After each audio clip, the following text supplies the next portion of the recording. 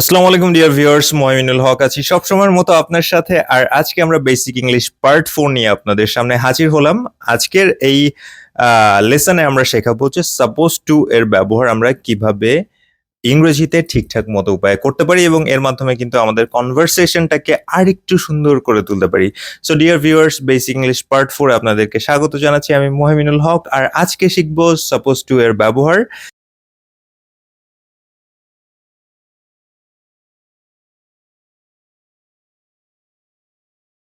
কথা আছে বা কথা ছিল, এই ধরনের ক্ষেত্রগুলোতে আমরা সাপোজ টু ব্যবহার করে থাকি, যে কোনো কিছু একটা করার কথা ছিল বা কথা আছে। সো আমি যদি বলি যে আমার ঢাকা যাওয়ার কথা ছিল, গতকালকে আমার ঢাকা যাওয়ার কথা ছিল, কিভাবে বলবো? I was suppose to go two Dhaka yesterday. I was suppose to go two Dhaka yesterday. আমার ঢাকা যাওয়ার কথা আছে। I am supposed to go to Dhaka. He is supposed to come to market. He is supposed to come to market. তার বাজারে আসার কথা আছে। তার বাজারে আসার কথা ছিল। He was supposed to come to market. তার জন্য আমার আইফোন কেনার কথা আছে।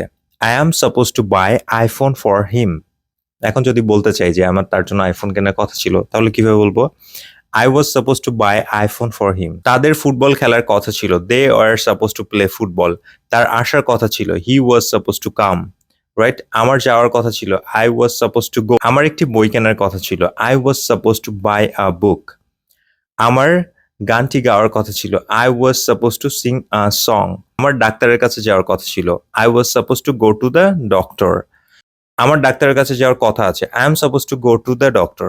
তো ডিয়ার ভিউয়ার্স, এত সময় মহিমিনুল হক ছিলাম আপনার সাথে, আর আপনারা দেখছিলেন কোয়ালিটি ডেভেলপমেন্ট বাংলা ইউটিউব চ্যানেলের ফেসবুক পেজ অথবা ইউটিউব চ্যানেল থেকে ভিডিওটি যেখান থেকে দেখে থাকেন। আপনাদের কাছে একটা অনুরোধ, আমার এই ছোট্ট চ্যানেলটিকে আপনারা সাবস্ক্রাইব করে হেল্প করবেন আমাকে, এবং আশা করছি নতুন কোনো ভিডিওতে আপনাদের সাথে আমার আবার দেখা হচ্ছে। ততদিন পর্যন্ত সবাই ভালো থাকবেন, সুস্থ থাকবেন, এই কামনায় আজকের মতো বিদায় নিচ্ছি। আল্লাহ হাফেজ, আসসালামু আলাইকুম।